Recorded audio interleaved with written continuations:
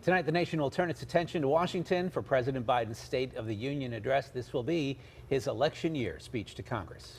Our John Delano is the only reporter in Washington, D.C. He joins us live now with a preview. John.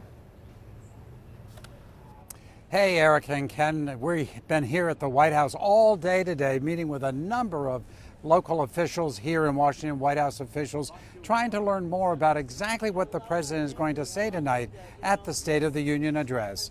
Now, you know, State of the Union addresses are mandated by the Constitution, and for many, many decades, they were really delivered in writing.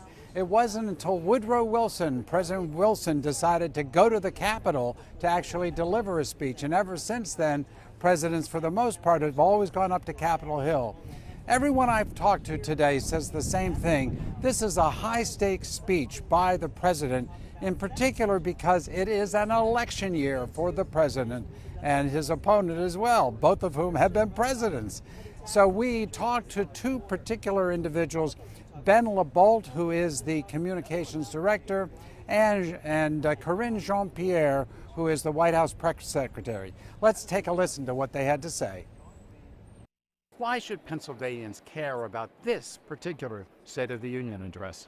Well, the president is going to address a few things tonight. First of all, this is a very high-stakes moment for the country. The president believes democracy is on the line at home and abroad, and we saw insurrectionists storm the Capitol on January 6th. We saw the former president, President Trump, defend them as patriots. The president believes they were insurrectionists who were trying to overturn the results of a free and fair election.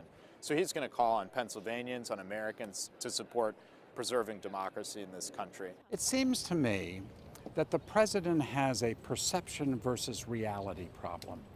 You can cite statistic after statistic about the economy and the success of the economy and investments in Pennsylvania and in Western Pennsylvania, and yet the public doesn't seem to get it.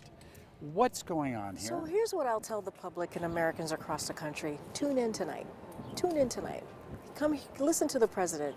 He's going to be speaking about the State of the Union at 9 p.m. Eastern Standard Time. It's going to be an important moment for the president to lay out his achievements of the last 3 years, to talk about his future, his vision, and to show who he's fighting for. Can you point to something specific that Pittsburgh has benefited by having a Scranton native in the White House? Absolutely. Well, first of all, the president doesn't believe that in the United States of America we should have third-tier infrastructure. And so there's dozens of infrastructure projects across Western Pennsylvania that are getting off the ground as a result of this president's legislation. Now, make no mistake, this may be an official government speech, but it's a very political speech as well. President Biden's going to do everything he can to convince folks that what he perceives as reality ought to be perceived by everyone else as the same. We're going to have more on his speech coming up at 6. Live at the White House, I'm John Delano, KDKA-TV News.